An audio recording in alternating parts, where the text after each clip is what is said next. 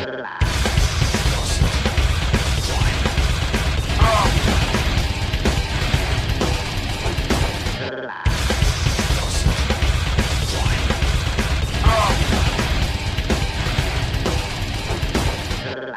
to CAB Radio 2.0. Here are your hosts, Chris Perkins, Mark Cummins, and Jeff Giles. So let's welcome our next guest, Richie Londres and Eric Bobo of Sol Invicto and Cypress Hill. Richie, what's up, man? Hello, sir. How you doing? Awesome to have you on. We've been really excited to get you on here. So it's a big deal for us tonight. We've been talking all week, and so I mean, it's a big night. It's a big night. It's Friday night, man. So we just all want to Friday night. Yeah. All good. Nice sitting here with Eric. So we're all ready to roll. Awesome. How you guys doing? Oh, hey, how's it going? Chilling, just right here. All right, good. We're good. So yeah, man, I was on. I thought I was going to get stuck on the listeners bit then because I couldn't work out how we were dialing in, but I'm glad we did. So that's all good. Yeah, and apparently, so I guess what you have to like make an account with Blog Talk Radio. Yeah, we're official now. Got my own radio show if I want. So. Yeah. That's bullshit. That's bullshit as far as I'm concerned.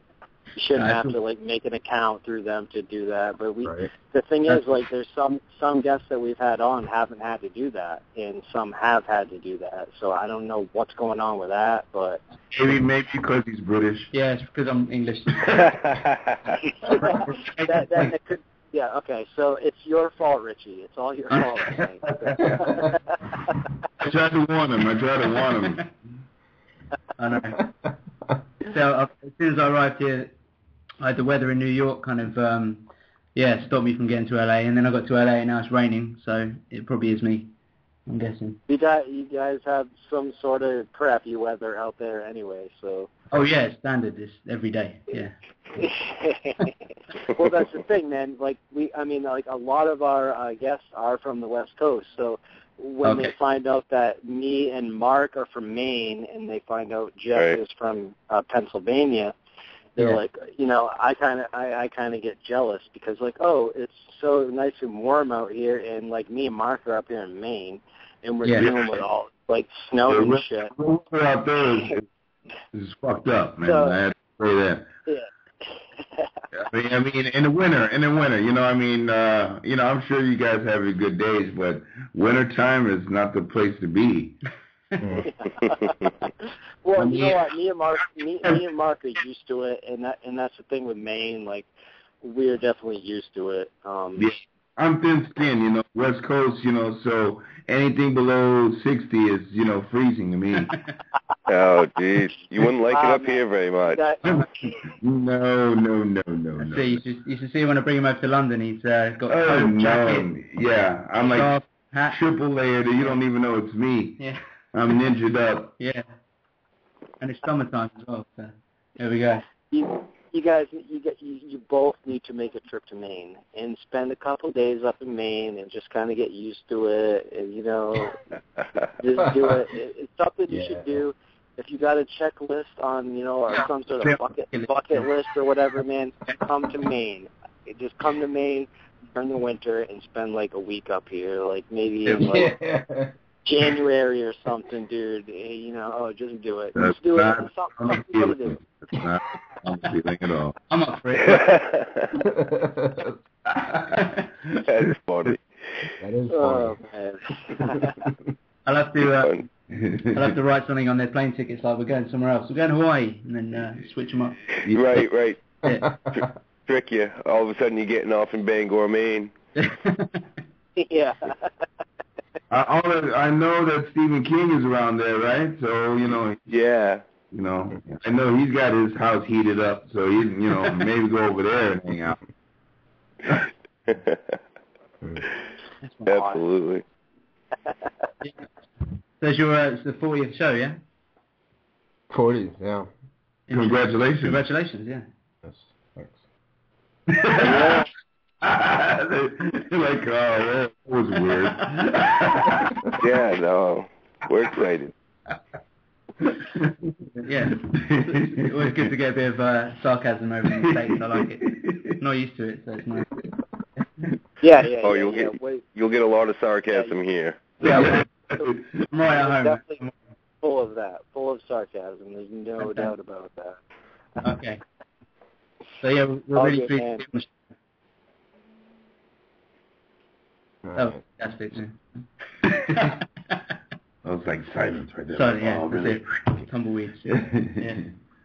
So I don't know what direction you guys want to take this. I mean, what we want to talk about here. I was hoping it would get more into like the conspiracy sense. But of course Jeff would, because Jeff is the conspiracy theory guy. So don't pin that shit on me. You're not gonna blame it on me as if it's my bet. Blame it on me. It's everything. Yeah, sure. No, it's that's what people want to hear. That's what's the mysterious. That's what like Mark Dice video type. What do you think about his videos? Because I mean, I'm sure you know of who he is. Yeah, I've seen his videos. I mean, he's quite sure of himself, I guess. Right. And, so he's quite confident in what he says. But for me, with all this stuff, it's you have to cross-reference a lot of different avenues until you can kind of find your own truth in it, So I kind of take everything with a pinch of salt, and then I'll kind of feel out what I think it relates to me. I can't just hear someone and go, yep, that's definitely it, because everyone's trying to shout their opinions, and I guess that's how it works. So it's all good. Yeah, they bring up some interesting points. Certainly, I think some of them. The thing that gets me is sometimes when you're not part of a scene and you're looking from the outside in, you can get some misconceptions, I think, and you can go a bit wild with it in anything. Yeah, I definitely agree with that. Yeah. I definitely agree with that. So what is this scene? I mean, how seriously are these people taking it? Is it just like for exposure to sell records for controversy? Is it or is it something more? I mean, in my opinion, you're never gonna truly know what goes on. Really, you can have an idea from what from what I can see. It's like in the same way you had in the 90s, you had hip hop, and they were associating themselves with like mafioso kind of talk, things like that, to give it a bit of a more of an edge as well. So these days, now you've kind of got all these artists tagging on to this, secret society stuff, when a lot of them know it's just going to wind people up, it's just going to get them attention. Mm-hmm. And it's kind of a lot of plastic imagery, in my opinion, and because it's so in your face, it's just like, it's too ridiculous to kind of, to really comprehend they know what they're doing. It's just like, it's a way of selling records, Right. Yeah. You got the people that do that for that attention, and they have their thing of why they're doing it. But the people that are really maybe are involved in it ain't saying it. They're not, right. They're just on the DL, just like how a lot of things that we don't know are on the DL, or we know but they're all on the DL. You know what I mean? But I'm saying that it's just really, the way that the game is played, in a way, you have to latch on to something, and that the public or society is kind of clinging on to this thought of Illuminati or secret society or whatever the case.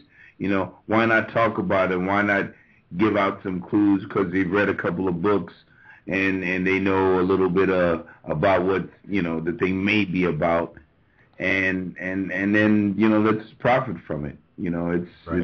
It's just part of some people. That's the way that they play the game. You're getting somewhere there. I mean, there's the people really behind the scenes that we should be concerned about. Yep. I mean, because if anything, all this entertainment stuff could just be like a distraction to like magician's sleight of hand. Like, look over there, it's them. Yeah. When they're just really just actors, like representing what it's like. But they're half of them, if they are involved in it, they can't take it that seriously. I mean, they can't be that into it. I guess some of them probably could be, like, they could think there's some sort of, like, witches or sorcerers and, like, playing around with magic or whatever. But I can't see them, like, being taken too serious by the actual people behind the scenes, the oligarch, whatever you want to call them, the Illuminati, as some, as most refer to them. I can't see them taking these entertainers too seriously and, like... Well, they probably don't, but then they probably welcome the distraction from what they're really trying to do, because see that these people of influence that are talking about it are going to have a lot of people that are going to follow their lead, and if it's going off in a completely different direction than what the real deal is going on, they're going to welcome that. And, and the shit is really going to go down, and they're not going to know how it happened, because it just came from a whole other different way. So possibly, Mark Dice could end up being doing a disservice. I don't know. Well, that's the kind of, you got to question everything, obviously, no matter what, and anyone that questions stuff is doing a service, whether they're kind of right or wrong, as long as, if you're passionate about something, then I think that's where it kind of comes into it. But you have to be careful with, these days, as soon as you say something, it's out there, it gets taken as gospel, and then that's that. You kind of can't go back from that. So you have to be very, very sure about what you say about any particular subject these days, because you can't kind of take it back anymore. It's like... Well, I'm screwed. Because that's all we do on this show is speculate, and like hypothesize and guess. Well, not all the time. Maybe you do, but I don't. Well, okay. Kind of going out. Hold on a sec. This is definitely how it is. This is what's going on. That's quite a big risk, because you can't tell for certain what's happening. You can, and I'm in the industry. I've met some of these people they talk about, and it can be further from the truth about them personally. It's just what you get. There's a lot of, it's the circus. You've got flashing lights, you've got videos. Half the time, one day to the next, these people are so busy they don't even know what they're doing. They just go, okay, here, video shoot today, touring tomorrow. It doesn't actually, it's not like they're sitting around going, okay, right, we need to do it like this, and it's just, it's just too busy for them. So, I think, they're kind of missing, like you said, it's a distraction. It's missing the kind of real deal, and it's kind of going to the glamour and the lights and going, oh yeah, those are the, they're involved in that. And, I don't think that's really the case most of the time. I don't really believe that. No. Like I said, it's, you can talk about any industry. It's the same thing. Exactly. It is. It's like back in the day when they found out that sex sells, and they started using that to... Yeah. Oh yeah. And now it just seems like it's not enough anymore, because sex is just everywhere. It was played out, so now it's the occult, it seems. Yeah, exactly. Every kind of generation, you're going to have a trigger that kind of, regardless of how you think the overall plan is, or if there is a plan, that it's used as a method, because they know our triggers. The marketing people, you look at any advertisers marketing, it's quite sinister how deep it goes in that regard. Like there's people sitting around going, if you listen to any kind of, Bill Hicks describes it best and things like that, when you've got people who sit around thinking of products they can sell to people they know they're gonna hurt them, but they don't care. They're just trying to find a way to get to you. There was quite an interesting thing I was watching. It's on the plane over here actually, and it was you might have seen it. They were kind of testing how babies respond before they can talk and communicate properly to sort of good and bad. And they had one puppet who was green, one puppet who was orange, and one of the puppets would try and help another one open a box, and the other one would try and stop it and cause it a problem. And they kept switching them around, and so it was kind of all the variables had changed. And then the babies were shown the puppet, and they always picked the one that was generally good, like 99% of the time. And this is when they're about 6 months, before they can kind of articulate properly. And even though that's interesting, that's still quite scary as far as how they can start studying us from that age to go, right, okay, we need to, at this age we can sell them this, at this age they'll be into this, and it's right. You just have to watch kids TV and with colours and stuff, and it just kind of stays with you. That I think is the most dangerous thing out of anything, that regardless of like I said, what you believe the overall plan is. I just think it's quite dangerous how we're manipulated, especially with technology from such a young age, and there's no escaping it really, unless you really have to kind of go out and become like a guy living in the woods to kind of get rid. And it shouldn't be like that. You should be able to have the option of, Absolutely. It's heavy conditioning. Yeah, it's dangerous. Whatever the outcome I say, it's just dangerous because you get people who are not thinking for themselves. And I mean, I've noticed it's all over the world, but I'm driving out in London, and you just get people walking out in the street without even looking at the cars. They'll just walk because they're on the phone, and it just this has only been a thing happening in the last 5 years, and it's quite scary. Yeah. No one's looking at. Yeah. It's true. It's true. I mean, it's got to be a collection of things. It can't just be, influence from the government or the education. I mean, it could be all sorts of toxins. Who knows? I mean, that's why I can't be an advocate for one thing. You got advocates that are just, for chemtrails or whatever, geoengineering, and then you got people for fluoride. Then you got radiation. It's like everything. It seems to be that everything is just being used against the population to make us more and more stupid. And like you said, it's like get them while they're young, and like indoctrinate them at a young age and feed them. It used to just seem to be like that way for religion, but it's just like that forever. They want to like teach sex education in preschool now or something. I don't know about that. That's just crazy. They're trying to make it, it's going too fast. Technology's going too fast. It's all going too fast. There was a time that we were kind of ahead of the curve on that. Technology wasn't moving that quick. But even in that retrospect, now the technology is even far more advanced than we are at right now, that we don't even know. And that's the shit that you have to be afraid of. Yeah, you're not kidding, dude. Some heavy duty shit that is so out there that we couldn't believe that it even exists now, and that gets into the wrong hands. We're done. So you're not kidding, dude. That's like a huge concern with the singularity, and the technology is just going to keep getting crazier. And at one point, it could just become like the Matrix or something. And it's gonna happen that you're gonna get the big companies gonna continue to swallow up, and it's gonna be monopolized. And right. Eventually it's gonna be that real big brother shit. But 10 times worse, maybe. I don't know. Well, that's a big thing. You're talking about monopolies. I mean, we all know monopolies and like corporate interests. With the government and fascism, like. Technically, that's what fascism is, just the merger of corporation and government, and clearly we're there.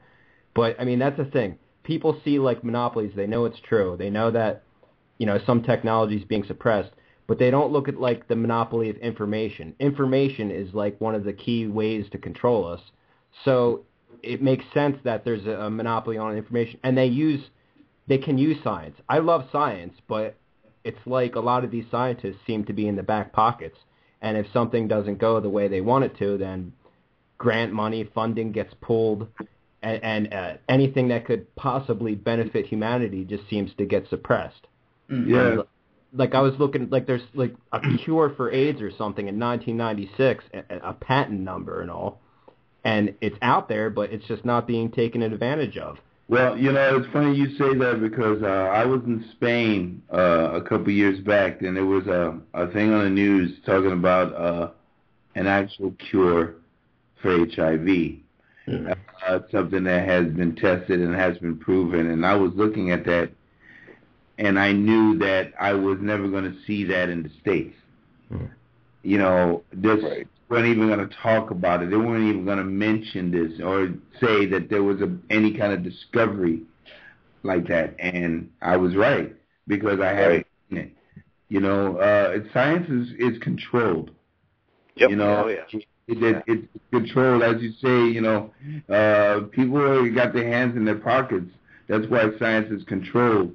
So some of those theories really may not even be theories. They might be closer to factual, you know what I mean? And absolutely, that's a crazy thing. Especially with like the pharmaceutical industry, because they're probably like them and the FDA. I mean, that's just crazy how bad it is, you know? Right. I mean, maybe all this, like, what's going on in entertainment, like, with, like, you know, Illuminati or whatever, maybe that's all a distraction from what really matters. Stuff, you know. Yeah.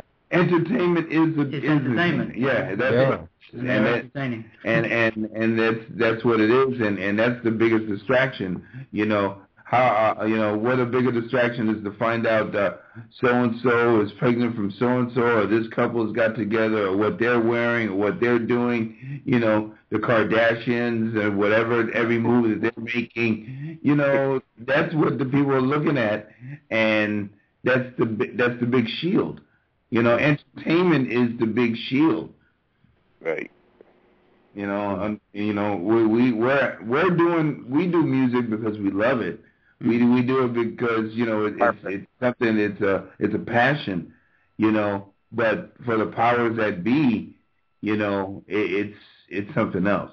Well, I'm glad that just went in that direction. I like that all that me was too. covered. And that's why I'm glad I have you guys on, because you guys handle it the right way, and that's why I have a lot of respect for you guys, because you definitely handle it the right way. And there's a lot of musicians that don't, and they take advantage of that. And I didn't want to get into all this stuff so quickly, but Jeff went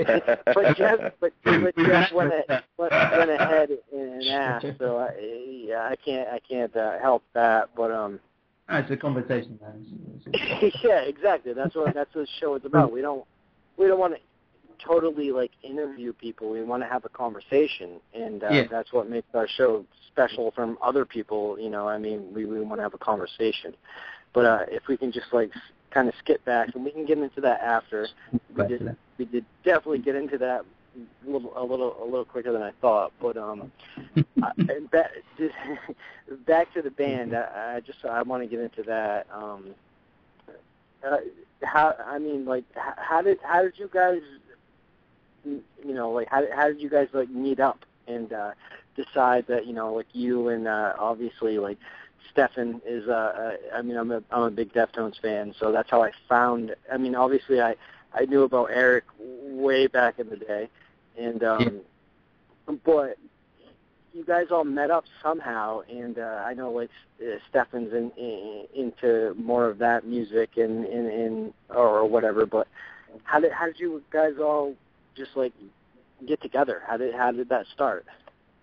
It's quite a natural kind of process.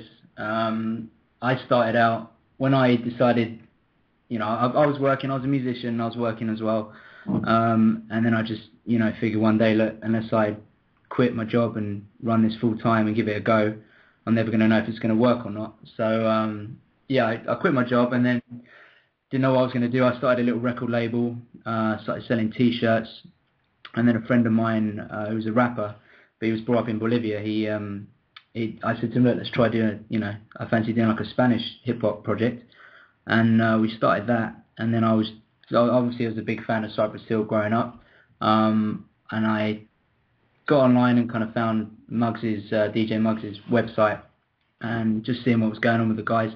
And I think it was quite, you know, this is like 2000 and, what was it, about 2005? Yeah, early on like that. And I'd not really kind of used the internet very much. I'd more, you know, just playing guitar and stuff and hanging out.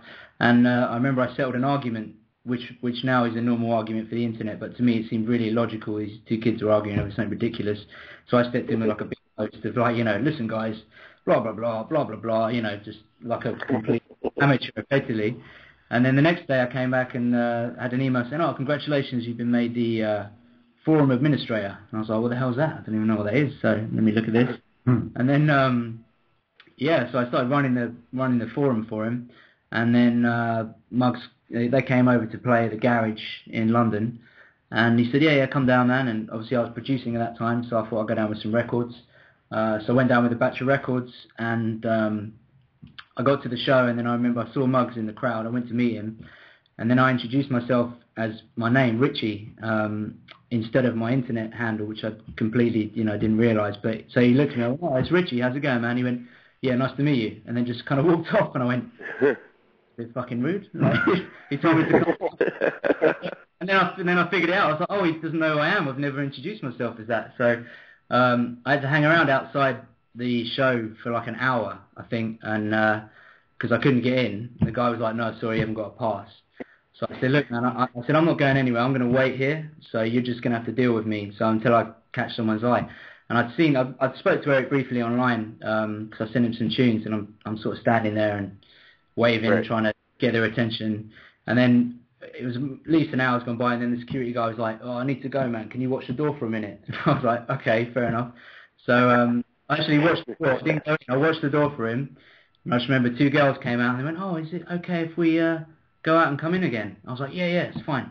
Obviously it wasn't. I didn't know that. But so they've gone out. Then Eric saw me. The guy came back and I went, yep, and got introduced, and I got through.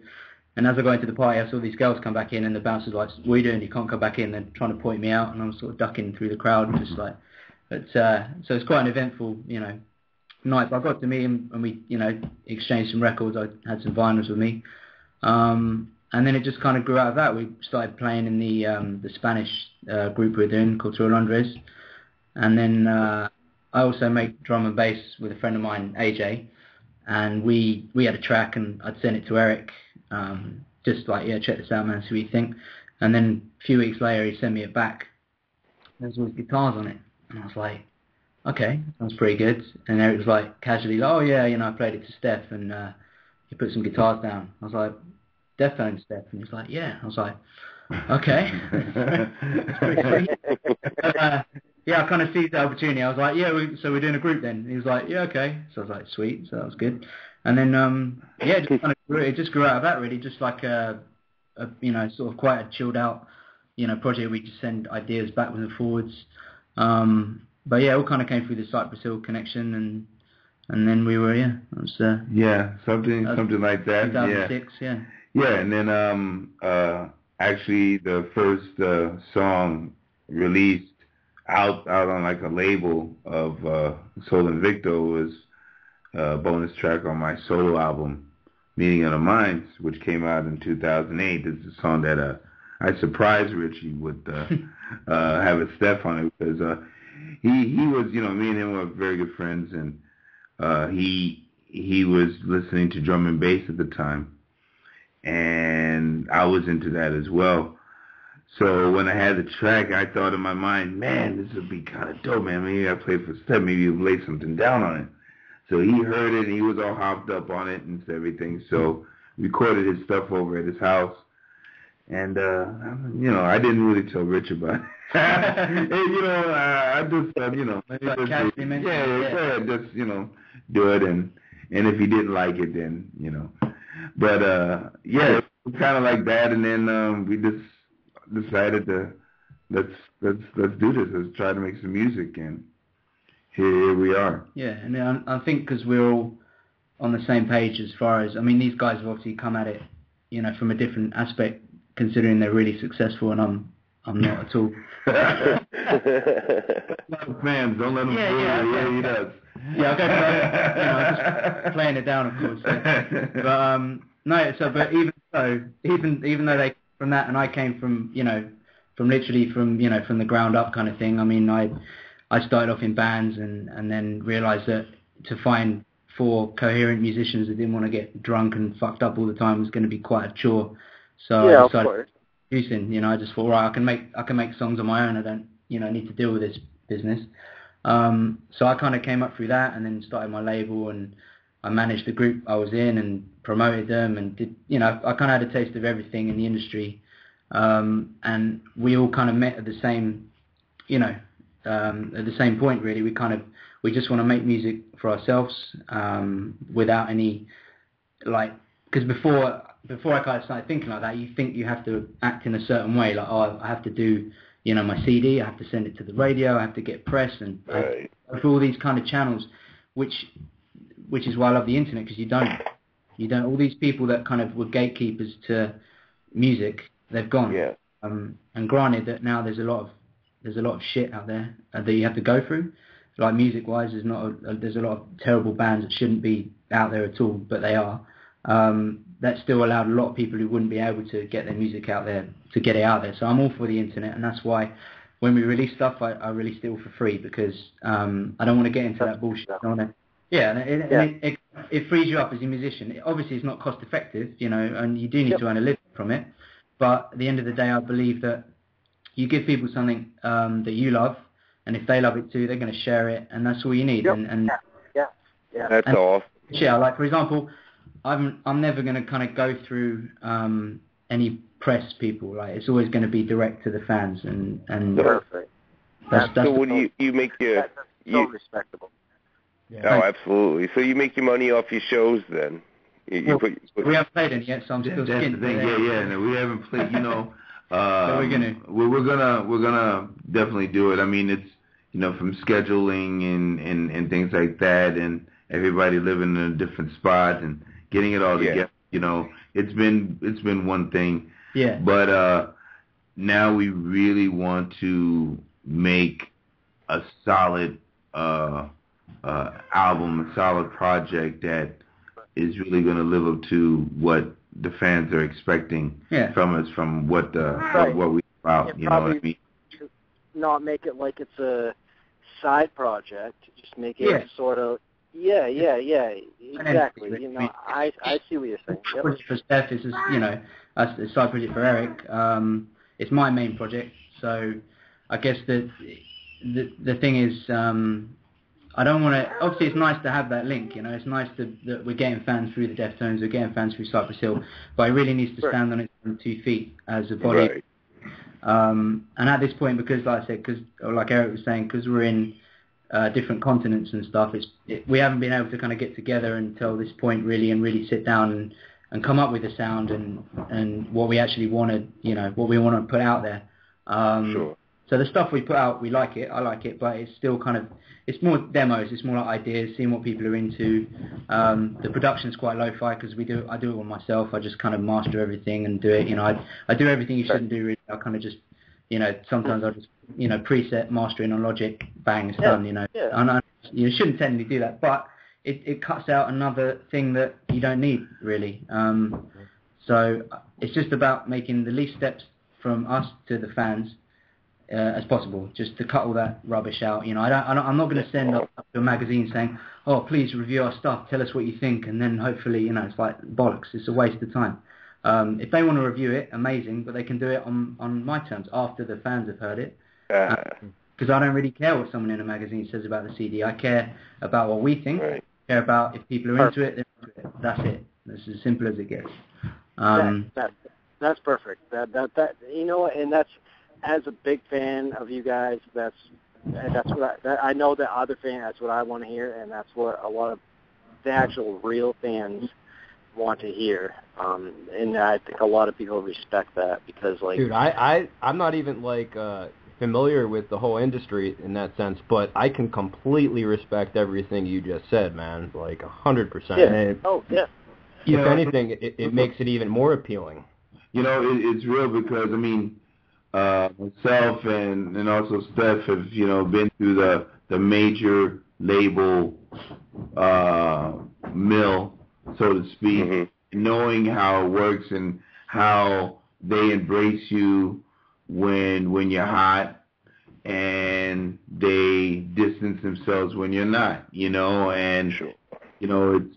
I remember the days of making that call and being able to talk to the top dog, no problem, and get that interview. But when you're not selling, then you're on that waiting list, Right. And they're telling you what you have to do, and you have to change your things about your craft, your music, and you shouldn't have to. That's not what music is about. Exactly. So I think the best thing that it probably could have happened is the fact of having the internet so big that we can get our music out there directly to the fans, and not have to go through that mill and they decide what's the single or what to put out or what video we should do when we can do it. And we can make the decision, and it's up to the fans. And to me, the way that we've done it, and the people that are anxious to hear our stuff, and the fans it's been crazy because it's been no big label push, you know, and that's all that I've seen is a big label push. But this is so much more gratifying. It must give you like a real sense of freedom to kind of do what you want. Of course, because you know that's what music is. You know, when you're first writing these your songs, every big group, you know, when they're writing the songs that eventually become their big hit record. What were they doing? They were just vibing. They were doing something, you know, just because of the love. You know, they were jamming. They were, you know, it was a vibe. It wasn't anybody telling them what to do or how to do it and what to change and no, they don't like that or what's the single. They just did the music. And that's every great album, that a debut album or whatever album that's grown up big for a group, that's what it was. Point blank, nothing else. Right, they were getting together and they were putting their feelings together and making some music. Yeah, exactly, and that's what you need to do, and it's kind of hard nowadays when you are known, when people are like shoving the thing that you have to be in on the radio. You have to get your video on MTV. You have to, you know, look at the state of MTV. It broke a lot of music. Now it's breaking nothing. You know what I mean? Yeah. Yes. Oh, garbage. It's bullshit. It's so, you know, that avenue has been replaced by bullshit. You know, and why? But, you know, money. You know, and they got big money that they don't like to spend. You know, they work their employees down to death, and they don't pay them what they're really worth. You know, it's all fucked up. Yeah, that's it. There's a lot of things that stop you from actually being creative in the creative process, which is, you know, what it should be. Music is, you know, when I started thinking about music as an art form rather than music, it changed the way I thought about it. And you know, if you're a painter, you just paint, and people view your stuff, and that's it. It doesn't really, you know, you don't really paint and say, right, I need to market my painting online and all this sort of rubbish. You just kind of do it, and you know, it's like it's freedom, and it's like it's quite not scary, but it's quite like you don't know what you're getting into. You just got to kind of give up control, and that's the only way you can kind of move forward in life. You got to stop anything that prevents you from, you know, doing your craft or gets in your way. Just cut it out. That's that, and that's how simple it should be, really. So at this point, for me personally, I just wanted to create something that was easy, accessible. There's no bullshit. Like, we don't have to go through any people. I just phone Eric up, I phone Steph up, we get together, we do some music, I mix it down, I master it, and then I put it out, and that's it. And that's how simple it is. That's how it should be. That's how it should be. I mean, I'm not, you know, there's a lot of great people in the industry, and I know a lot of people in the industry. You know, there's still a good faction of it that is, you know, is in it for the right reasons. But the majority of it, everyone wants a piece, but they're not involved in the actual music. So it's just confusing, you know. Everyone wants it. That's why I feel sorry for a lot of these big artists, because they're, you know, at the end of the day, they probably just wanted to be singers and entertainers. And then they've just got a swarm of people around them just taking everything from them. Like they don't. That's why they don't care about. You know, I've got no respect for, you know, Justin Bieber as a musician. He's not even a musician as any regard. I mean, obviously he can sing, but he, you know, it's a cabaret, and I feel sorry for the guy because all the people around him, they want him to be like that because they're getting paid. Yeah. You know, right. He's not going to have a problem. 19 years old, so I mean. He's a kid. Yeah, exactly. He's a child, pretty much. Yeah. Yep. And it's horrible. Like he's not got. It's the same that happened to Britney Spears and all these other people. They're vulnerable, and you got to feel sorry for them because they. It is, dude. It's sad. You know, they're people at the end of the day, and people can slag them off and say, oh yeah, blah blah blah, but they're just people, and they're not the big powerful thing that they're portrayed as. They're just literally the fool guy. You know, they're at the front. I mean, you can switch Bieber and Britney with anyone. It doesn't make a difference. They're still gonna, you know, do the same thing. It's still, the music doesn't change. They're, you know, like One Direction now. They could be anyone. You could just put anyone up there, and it wouldn't change anything. There's nothing personal about them in their music. There's nothing real. It's all completely for show. And that's the side of the industry that you can't play against. Unless you want to just literally bend over and just take it. That's the only way. That's it. That's the only way you get into that industry. If you want to actually be a musician, then you have to go the independent route, and there's a lot of great independent labels, and obviously we could work with a label, and we've been offered a few and stuff, but we might sign it because it does help when you get to. I can deal with it now, but obviously if it did get quite busy, I wouldn't be able to deal with it all on my own, so I would have to have some people to help me. But once we've kind of proven ourselves and we've got our fan base and we've got everything rolling, then we can call the shots. You don't have to kind of go, okay, can you help us? I need help. Do you want to help us grow or not? That's it, Right. Well, that's the same thing with us. It's no different than what we're doing here. I mean, we rely on me and Jeff and Mark to do our own promoting, and we're not looking for other people to. I mean, we want friends to help us out. And it's the same exact thing with the videos. I'll make videos on the YouTube. I learn how to do the editing on myself. I learn how to market myself. I write that shit on my own. Right, and I find the music, all that crap. Dude, it's totally what it's about. I mean, you can't exactly. You have to do it. You have to be your heart has to be in it, and the passion. Of course. And you do have to be a lot as a musician now. You have to be a bit of an entrepreneur as well. Definitely. That comes hand in hand. I think that's good. It makes you grow as a person. Yep. So there's probably why a lot of musicians, they start their own clothing line or something like that to actually get some money, because obviously you're not getting money off selling CDs and stuff like that, because the record label's going to take all that money. So it's important, to if you have other means, ways to try different things, you should do, for the people that are doing a clothing line, like I've started one myself.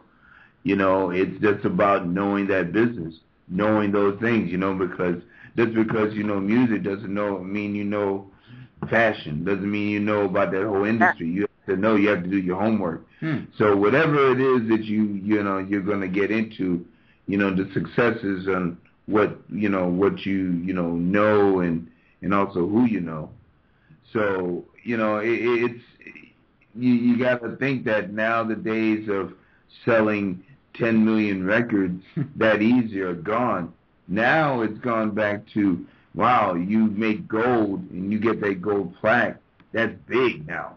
Selling 500,000 copies, 1 million just go platinum, one-time platinum.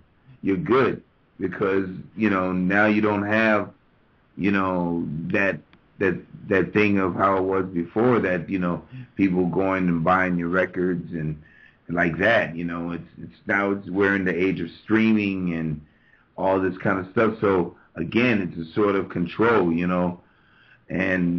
but what can you do? We all have to, we all have to eat, and we all have to do what we love. We try to, but it's the game. It's fucked up, but it's the game. It is, yeah, it is. It definitely is. That's why I respect you guys so much. It's not the only reason why I respect you guys so much, but you take the perfect approach, and that is respectable for people like me and your actual real fans. I know that they really respect what both of you are doing, and I know there's a lot of other people in the music industry that are doing the same thing. And to bring Deftones up again, but they have a similar approach, and they're like I remember Stefan did an interview with someone about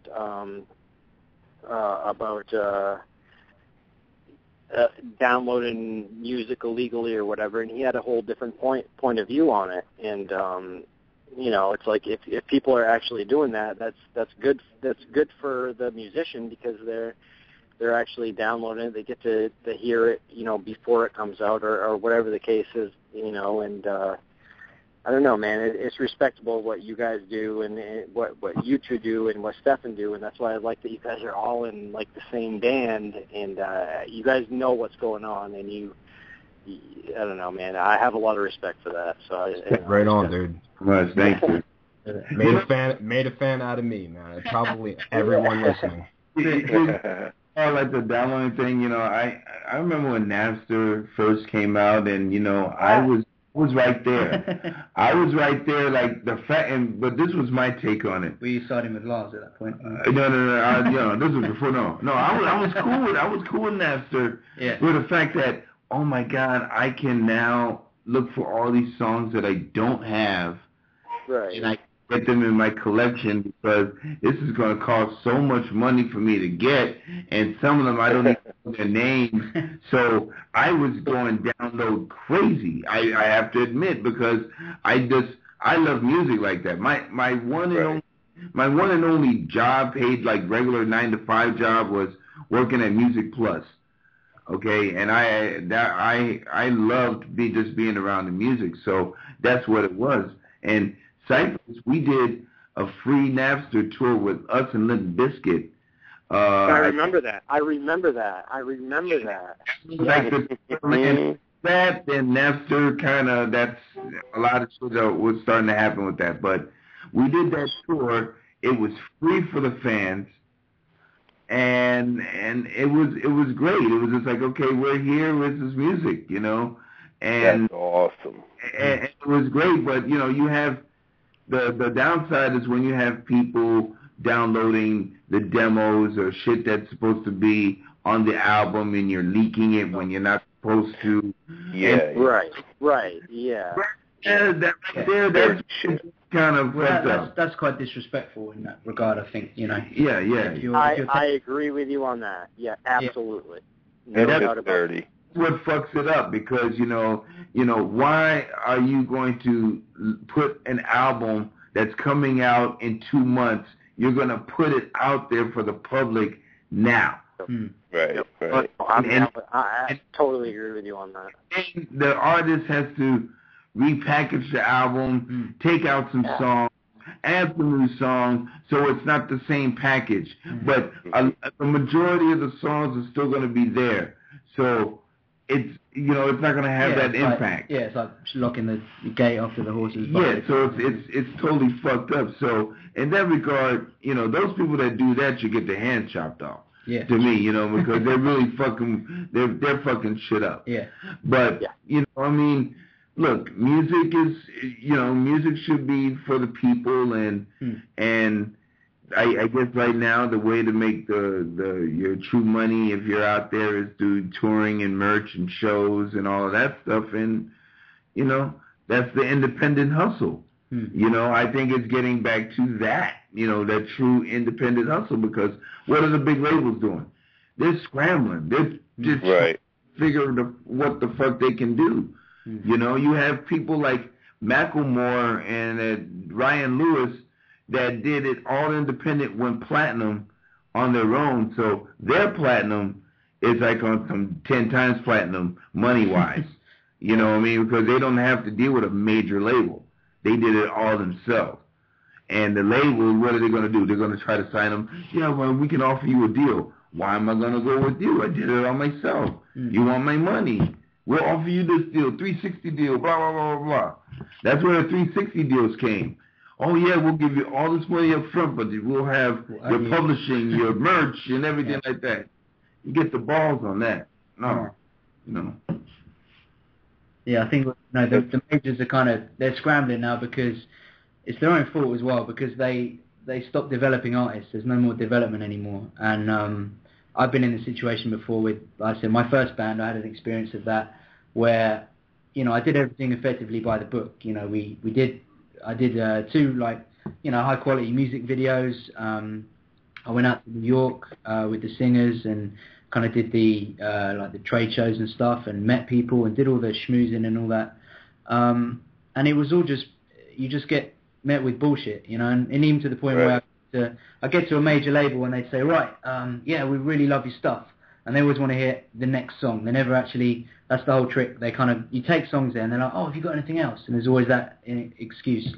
And I remember a few times I've kind of gone there and then said, right, yeah, you need to do a track like this. So I go, okay. So I went away and I did a track exactly like they said, you know, as far as, I'm not doing the music they want, but I did it in that style, and I thought, okay, they can see what we can do now. I went back with the track, and the guy was like, I love it, it's great. And that was it. And I was like, okay, you know why I'm here. I'm not to hang out, you know, I'm here to, you know, but the basic thing, and he was honest with me, he said, look, man, he said, I really like you guys, but if I go to my boss, he's going to say, how many records have they sold? And I'm like, well, how am I supposed to sell records? I don't have the money to make the records. I can make the music, but I can't sell records now. And he said, well, that's just how it is. And that's the problem. They want you when you're a finished product. They don't want you. They don't want to do any work at all. They just want you. They want to get all the spoils of your, you know, of your hard work and take it and repackage it. Now, if they kind of did what they used to do, and they went around and they saw someone who could sing, who could play guitar, and they said, right, I can see, because I can see it now. I mean, I want to get into development, really. That's what I want to do as far as, and producing as well. But I meet people every day who are like amazingly talented, and they just need a little bit of guidance, a little bit of advice. Not even a lot of money, just a bit of time to do what they do. And the major labels stop that completely because they don't want to invest any of that because it's a gamble for them. They just want the spoils. So that ruined it, and now you don't have that whole bit of the industry is missing now. So independent-wise, it just takes longer because you have to develop yourself. So you get to a point where people actually want to buy your stuff, which is, you know, it's still a good thing. I'm glad we've done it this way. I wouldn't have done it any other way. But it's such a better process if there was more people in the development side of things that could say, yeah, I can throw 10 grand at you. Let's get you in the studio for a few months, you know. But there's not that. And that's where you come to realize that none of these people care about music at all. They just care about units and money, and that's it. They don't care about what they're putting out as long as it's selling. And that is the major problem. You know, the charts is a joke, and the BBC, I mean, you've got shows there, main, like, you know, alternative, you know, oh, we're bringing you the freshest new music. Do they bother?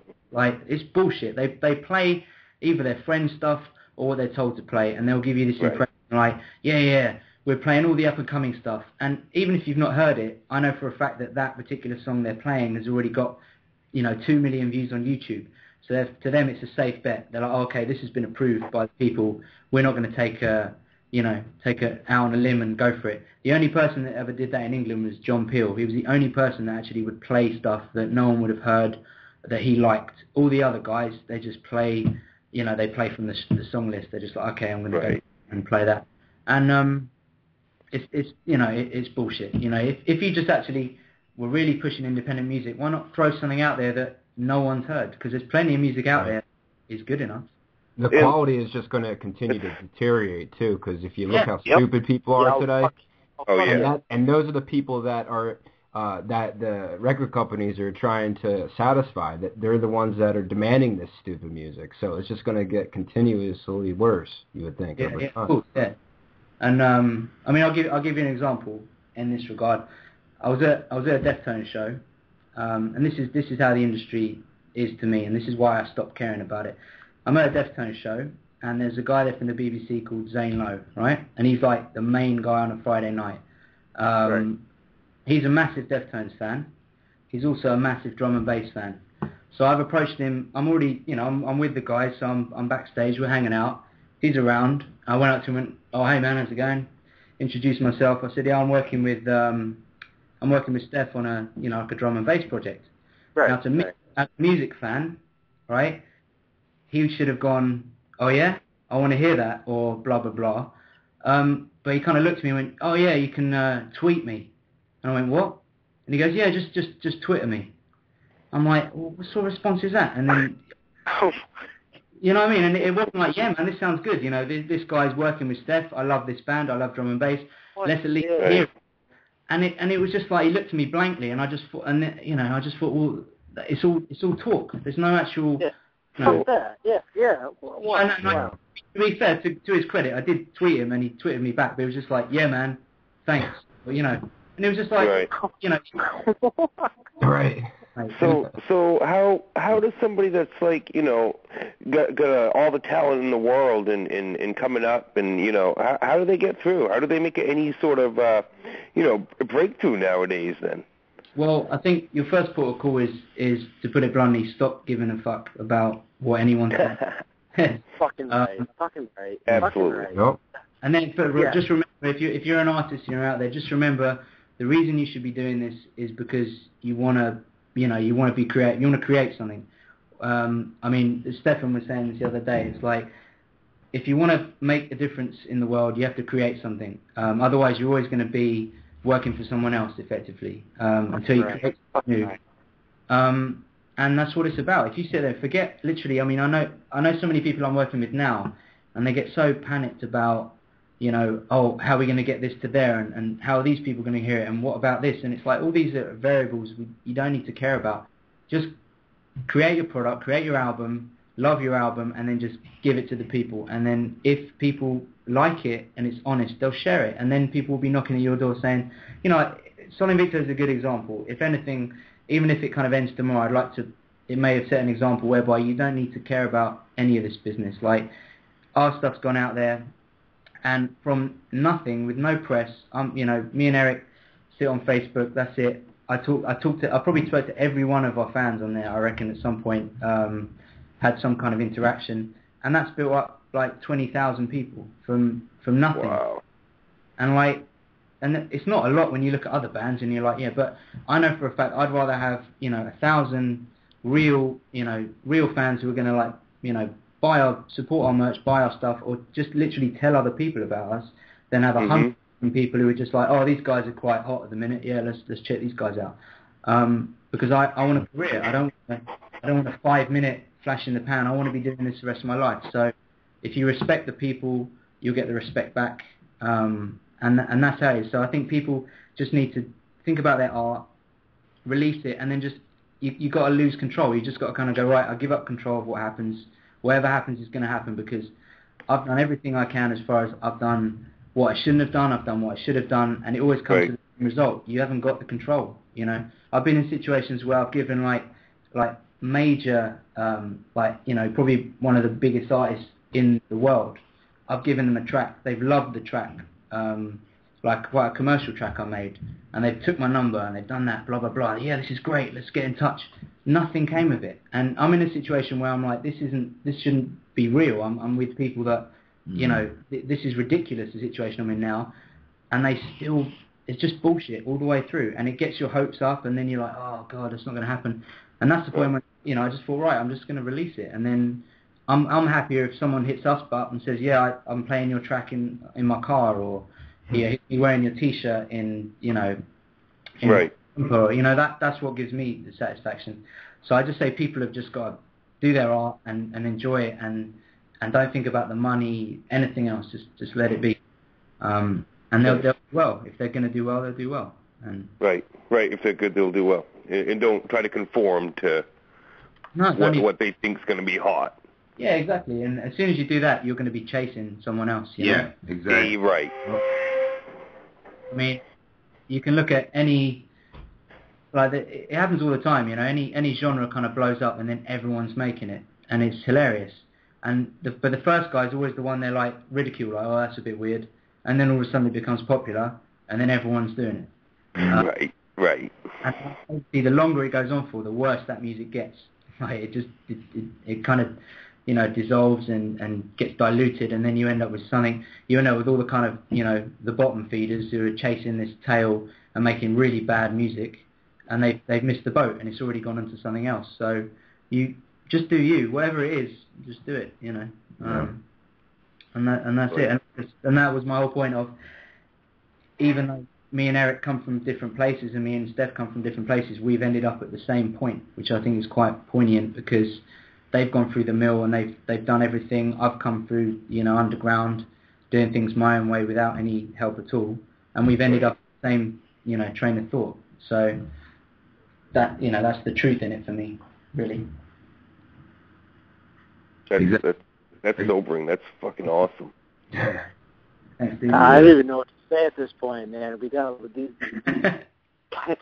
seriously, like it I don't know. I mean, I got lots to say, but it kind of to have these two guys on and to say what they said, it's so respectful. They're, I don't know, man. It's good to hear that we got people like that.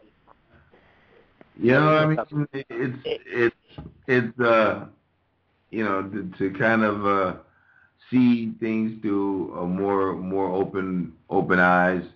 You know, Yeah. it's not better or worse. It's just different. You know, and sometimes you just have to, you know, just be open to that. You know, there's nothing wrong. You know, opinions are not necessarily wrong. You know, and they may not work for one, but they may work for another. But it may not even apply to you. You know, it is what it is. You know, you just have to know how to play this crazy game called life. It's all what it is. Yeah. And you know, we were able to reach people through the music, and if some of our words or thoughts or ideas can, you know, influence or just make people think, you know, that's a big thing, because I like to do that. You know, that's why some of these theories that come out, you know, right. Yeah. They might be far-fetched, but man, as long as it makes you think, you know, that opens up things.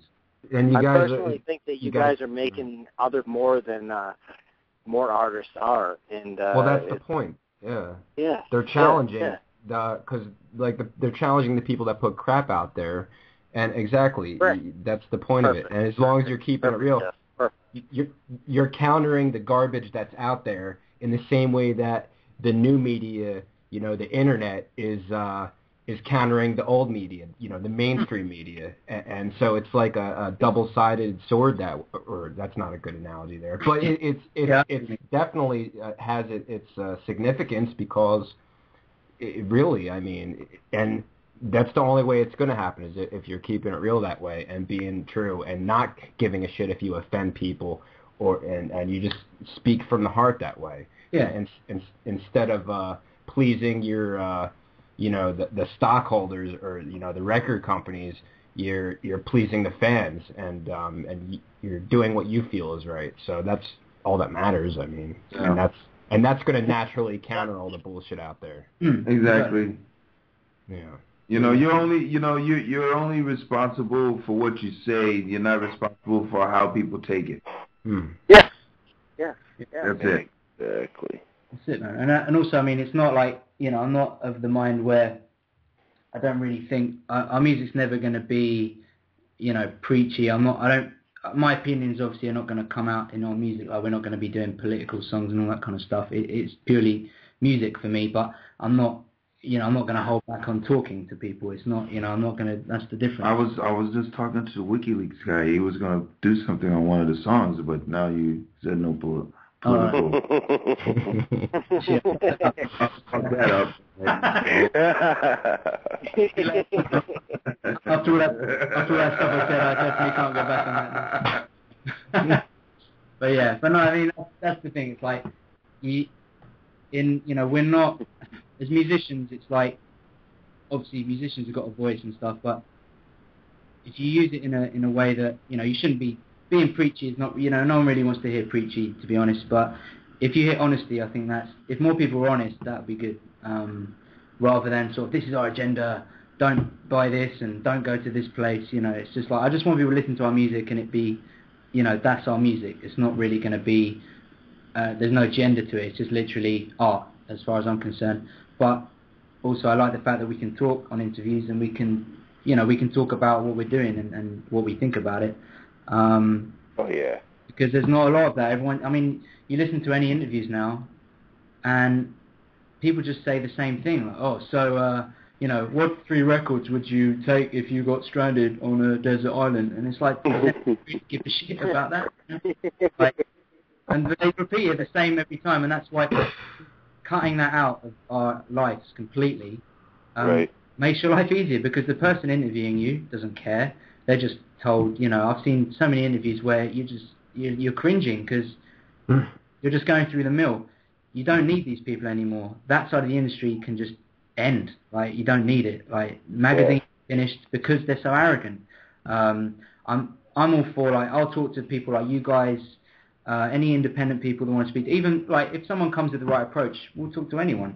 But as long as they're coming and they want to talk to us about what we do, and it's not because of, you know, all of a sudden we've sold a few records. It just, as long as it's genuine, I've got no problem talking with anyone. Like, I'm not against, you know, music press. I like the fact there's more independent press. So I'd rather hit up, you know, 15 or so smaller radio shows where people actually care about music than go, oh yes, we're going to go to the BBC now because they've summoned us. We've managed to come above the radar, and, you know, and obviously there is that with this project because of who's involved.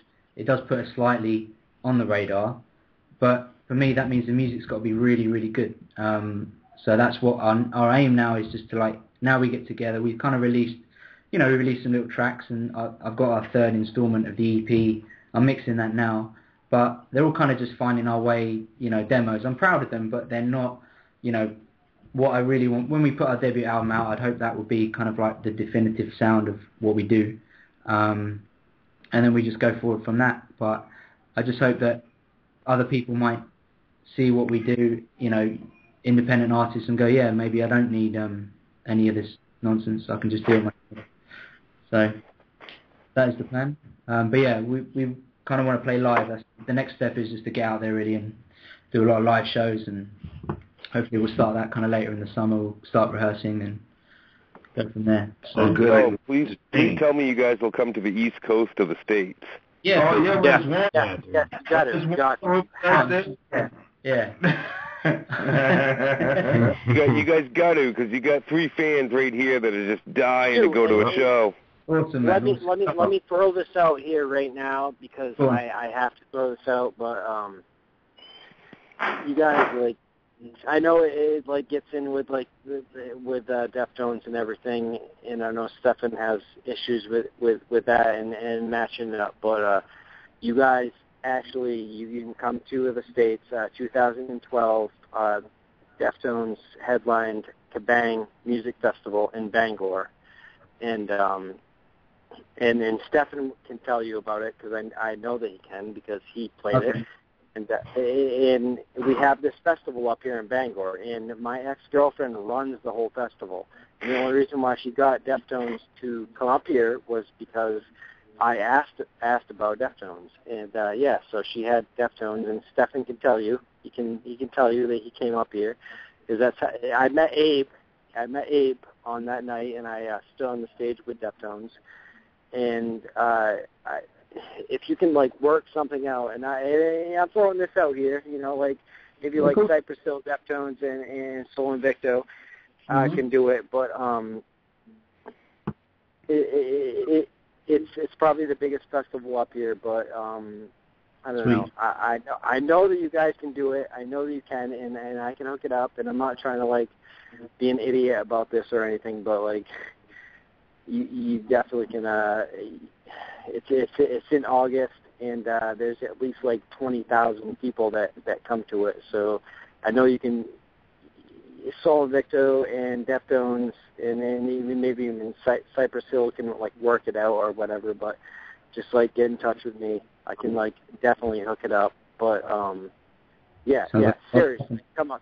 That was my thing, because like in last year, I mean 2012, I got to do that, and I met Stefan, and that was the first time I met Stefan was in Boston of the beginning of this year, and 2013, not the beginning of this year, but the beginning of last year, and that was the first time I met Stefan, and I actually sat there with like for 45 minutes with Stefan and had a good conversation. There was people coming up and saying like, oh, can you take our picture and all this stuff, and like everyone was like all starstruck, but I was sitting there like having a conversation with Stefan, and everyone was like, oh, take our picture, or whatever. And I know Richie has seen the picture because he's on Facebook, and he saw the picture of me and Stefan, so that was so that was a big thing with me. But like honestly, like that would like I know for a fact like it's definitely a big thing up here, and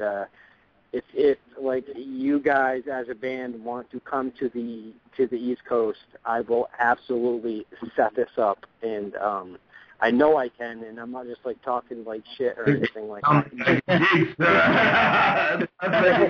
It sounds like a gig to me, but yeah, you know, I mean, I mean, we've got to finish this album then. Yeah, we're you know, we're excited to finally, you know, bring this music to the stage because, you know, I mean, every time I mean, for me, every time I hear it, and I'm like, wow, what would this look like? I'm you know, I'm bummed out that I won't be able to see it. You know, I live with you know, but just to be able to just live the experience, like, oh shit, you know. I mean, that's what I kind of want, you know, from our shows. I want people to leave out of there saying, holy shit, what? Right. So, okay. You want them to go home and tell all their friends about it. Like, man, I just see this killer fucking show. Okay, so one question I did want to ask was, like, I know that, like, I saw some posts from Richie, and, like, you guys were talking about a vocalist. And you guys must want to do something with a vocalist. And I know Richie did say something about a female vocalist. I did see that not too long ago. So yeah.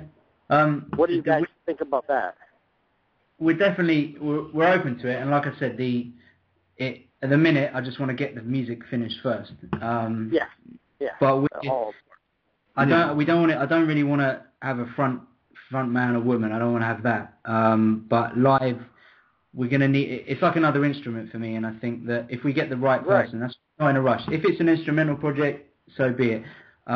If we find someone that fits what we do, then we're going to go with that. But there's never going to be, you know, I don't want a front man at all, like, because that just would be. And that's cool. That's awesome. That's part of the reason why I respect you guys so much. But yeah, I mean, because you know they could just come in and take all our hard work and claim it. Yeah, I mean, you know, I was thinking, you know, like, you know, if we had Rihanna out there at the front, you know. Throwing the eye out. Yeah, I mean, yeah. You guys couldn't get Beyonce. Well, you never know. You never know if she's gonna be dancing and doing all that stuff up there. I mean, yeah. You know, I mean, we're getting both. Yeah. You guys really. On the inside. And next, we're back here next year with Beyonce chatting, talking about how she hates the industry. Yeah.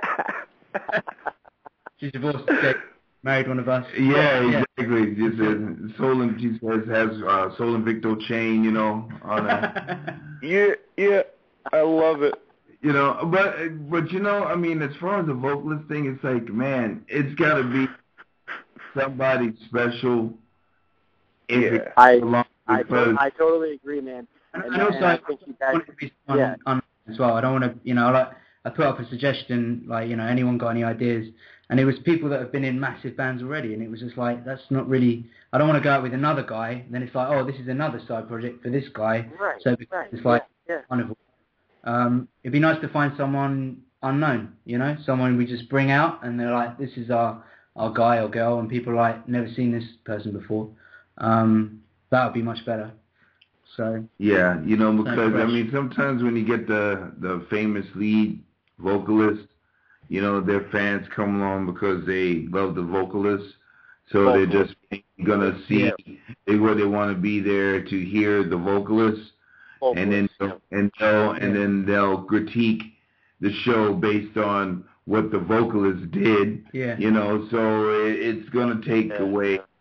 It's gonna take away, you know, a bit, and I mean, and none of us, you know, I mean, all of us, you know, instrumentally, you know, are playing our roles, you know, and there's not like a front lead, you know, even instrumental wise, but it's a thing that, you know, it just has to blend in, and it has to just be undeniable, like, oh my God, did you hear what I just heard, kind of shit. Perfect. But you know, if it's not like that, then, you know, the music can stand on its own, and it'll be an experience, you know. And I think the worst thing you can have as an artist is like indifference. I'd rather someone hated it with a passion or loved it, not in the middle.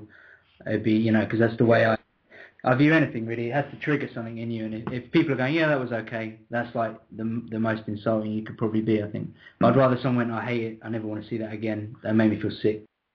Some of my favorite albums that ever, like that stand out the most, like the first time I listened to them, I was like, that, and then I went back to it. It's just like become, some of my favorite music ever. And it's probably because it does just, have a different, there's a different feel to it. Yeah, and it just, but I think that you can get that in any kind of music. If there's an honesty in the music, it kind of comes through. So it definitely works. So, I'm not a fan of house music, but I can hear when people who make house music because they love it, you can hear the difference than someone who's like, yeah, I can make a few, Right. So that, I think that's important as well. Try and just, like I said, we started, so we're going to carry on like this, and the next step will just be to, finish our album, get out and do as many shows as we can with the time permitted, and just carry on really, and we're working on a lot of remixes as well at the minute. I'm doing some stuff for Eric, for a few of his artists that he works with, and we do remixes for other bands and stuff. So, we're quite open to, doing stuff, and also on the last EP we had one track was just, it was like 50 samples that fans had sent in to me, that me and AJ just kind of chopped up and made into a song, and I quite like that as an idea because it brought fans into the project, which is nice. Right. So you just trying to be as creative as possible, really, without any distractions. Yeah, I mean, what's cool is that the fact that we're here. It's not just here together as opposed to just relying on just sending tracks back and forth. Because you get you get a certain feel with that, and I'm not knocking people that do that because I've done that myself. But musician, there's nothing better than being able to come together, and talk your ideas out and try them out, and be there and vibe in the same room. Absolutely. Even if you're just there talking ideas and don't even power the studio on, but just that vibe, that thing, Right. Important. But there's going to be something about being right there in the same booth and the same studio and just, like you said, bouncing ideas and just, getting into the whole vibe. Yeah, exactly. And instead of like wondering, like, how is my part going to be used because I'm not there or I didn't, I just sent and, see what they thought about it. And, even when you're recording it that way, you don't have, the other person to kind of bounce off of and say, well, try it this way or try it a different way or no, I don't like that at all. You're just going on, well, let's see what happens, and that's a 50-50 crapshoot. Right. It is, it's the truth. There's times when you're glad that, people aren't listening, certainly. Yeah, exactly. It's like, what the hell is exactly. But, cause you could come up, if you were in a room together, you could be jamming for like hours, and then like there'll be 30 seconds, which will be, that'll end up being like a, really great song. And you wouldn't ever get that if you weren't together. So, that's, that's quite important, I think, for any bands, just being in a room together is always good. And for the recording process as well, like, rather than tracking separately, it's nice if you can track at the same time and, get the energy going together. Oh, yeah. Sure. So, yeah, that's where we're at, really. Other than that? Other than that, we're just enjoying the rain, the much-needed rain here in L.A., because this city needs it. Yeah. You guys were desperate for it. For a long, long time, so, when it rains out here, no one knows what to do. Yeah, they're a bit like weather amateurs. The funny thing that was early was there was a weather alert. The alert, the emergency broadcast system? And so, and he's never seen this, So, Rich is there, and my wife, she's not from the States either, so they're both looking at the TV and the world going to come to an end. That's right, what's going on? And I'm looking at, all right, what is it saying? Like, where's the flash flood warning? They're like, what? Right. Are they serious here? Yeah. And they started laughing. You know, so yeah, it's been fun. Yeah, it's been definitely. Fun. Yeah. But that flips it back to because you know, people here are smart, but the media just runs it out so dumb, like it's crazy. And same in England as well. They kind of talk to you like you're a complete idiot. Oh yeah. So I can't normally watch the news, to be honest, because it's all that cadence of like, you know, listen to me and here, this is what happened. You know, it's all ridiculous. So you know, I think there's, you know, a lot of smart people here, but I just couldn't believe the storm warnings. I thought that was hilarious, and it's raining. And let's, you know, it sounds like a fucking alarm clock. Oh yeah. Yeah. Exactly. Get knocked on the door like rations time. Everyone to the bunker. Dude, you're not kidding about that alarm on the TV. Every time I hear that, it freaks me out, and I think like some crazy catastrophe just happened. Exactly. You know, right. All the noise. Like, oh my god, and it's about to go down right now. You know. And then the TV, right. There's some dude on the TV, like some complete idiot who ended up in a storm drain, and like wasting their time to come. And I'm saying, wait, just you know, it's yes, with his umbrella fucking blowing in the wind. Yeah. He can't quite hang on to it. Yeah, that's it. Yeah. But yeah, so you know, it's I'm just glad to be here tracking with these guys. So it's nice. Yeah, it's good. It's a good time. You're in Richie, you're in a perfect band. So thanks, man. You got the guys around. You got the perfect guys around you right now. So there's a lot of fans that are really appreciative of what you all do, and it's, I don't know, man. I'll speak for everybody right now because I know there's a lot of people. I know there's a lot of fans that are would like to be able to like talk to you and tell you that, but. Yeah, you and Eric, man, you guys are rocking shit, and it's good that there's two real people that do what you do, and it means a lot. It does. It means a lot to the fans. It really means a lot to the fans what you do, and it does. I don't even know what else to say about it, but I know it does. I know people tell me that it means a lot. I got people like messaging me and stuff, and just like wow, man, these guys are for real, and of course they're for real. But I mean, you got a lot of respect coming to your side. So I mean, definitely it's appreciated by everyone. Yeah, we appreciate that. We appreciate just being able to be on the platform that you guys provide for us to be able to do this and to speak, you know, our views, you know, and I mean. If there's people out there again that hear something that makes them think, or can make them something a little clear for them, right. And all the more better, for that, and if the music touches them, that's great too, and so thank you for the platform. Yeah, well, we need after I've just slagged off the BBC and I need it. Yeah. I fucked that up. Yeah. Good. Not bothered. So that's all good. Nice one. Oh. Well, yeah, man. Yeah, thanks so much. I know the fans are like definitely like even though I thank you guys for coming on and everything. Like I appreciate Richie for like keeping contact with me all week because I've never had a guest that contact with me all week, but like it's cool to actually talk to Richie all week, and I'm honored. I really am, man. I'm just honored that Richie that you like actually you kept contact with me and you were talking with me and you know what I mean.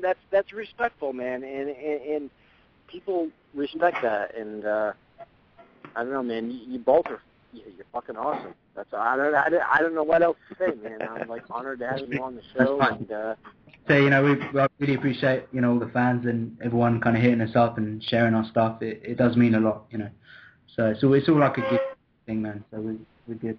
Yeah, it couldn't be any more clear that it's a lot to you, and that's what I love, man. You actually show that, and you show that it means a lot. And I know there's fans like listening tonight, and they're like, oh wow, man, like wow, these guys actually give a shit. And hey man, that's the way to go about shit right there. So I mean, perfect. Okay. I respect both of you. You guys are fucking awesome. Thank you guys very much. Seriously, man, dude, like I don't know, man. This is this is the 40th show that we've had. Okay, so this is like our whatever 40th anniversary or blah blah blah whatever. But you guys are on it, and you guys fucking rocked it. You fucking rocked it. It means a lot, man. It does.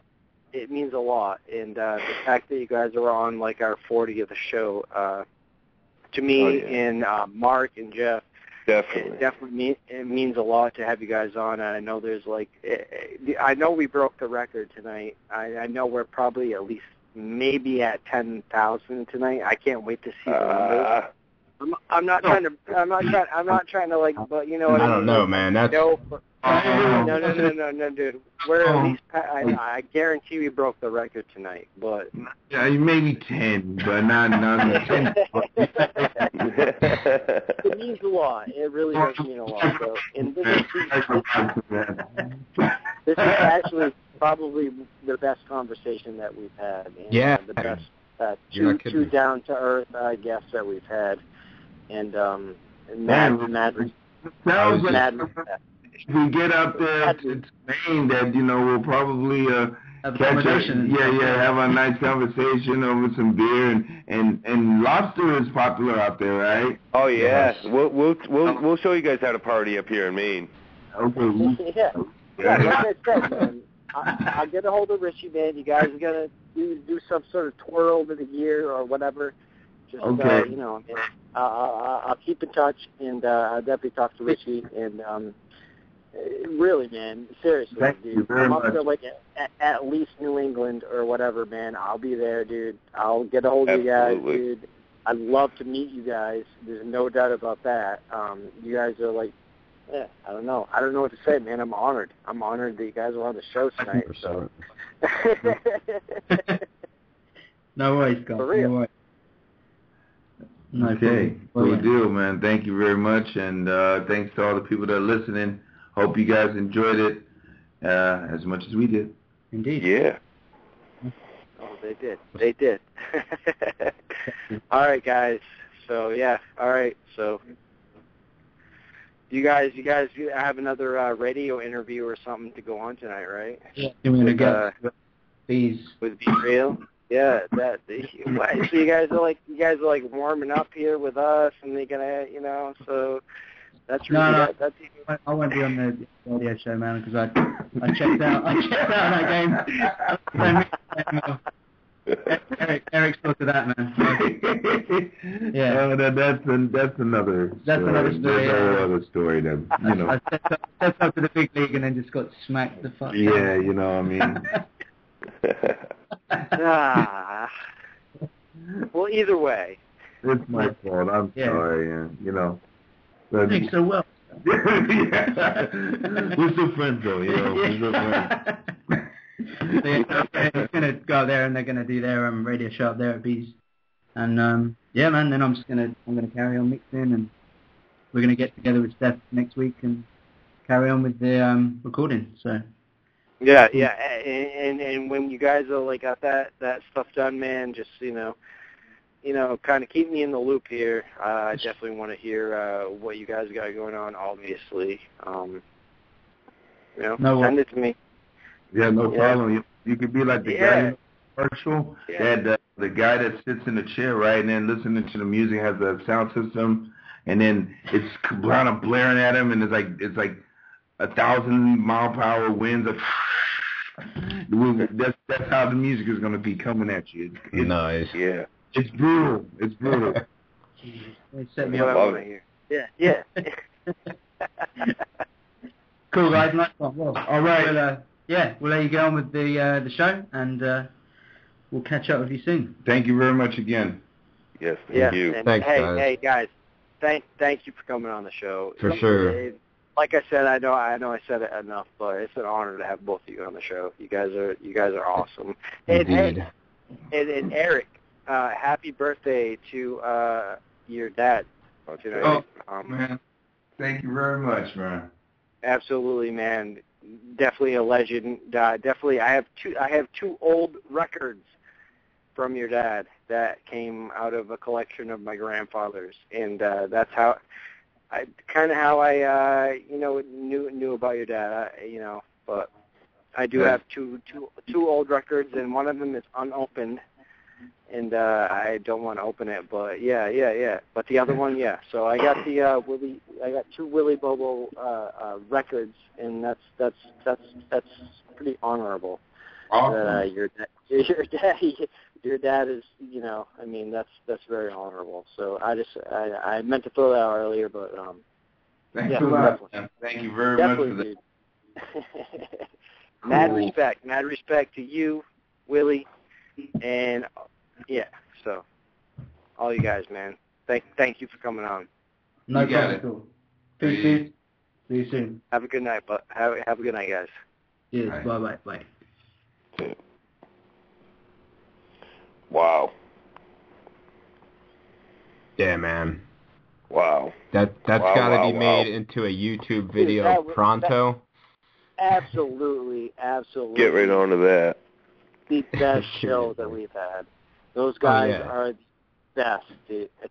Dude, oh, man. Mad respect, dude. Have you not have... I don't even know what to say, man. Dude, that was fucking incredible. Yeah. How fucking cool are those guys? Really? Dude, that's the two coolest guests we've ever had. I'm sorry, everybody. I'm sorry that the 50 guests that we've had on, there's nobody that topped that. No.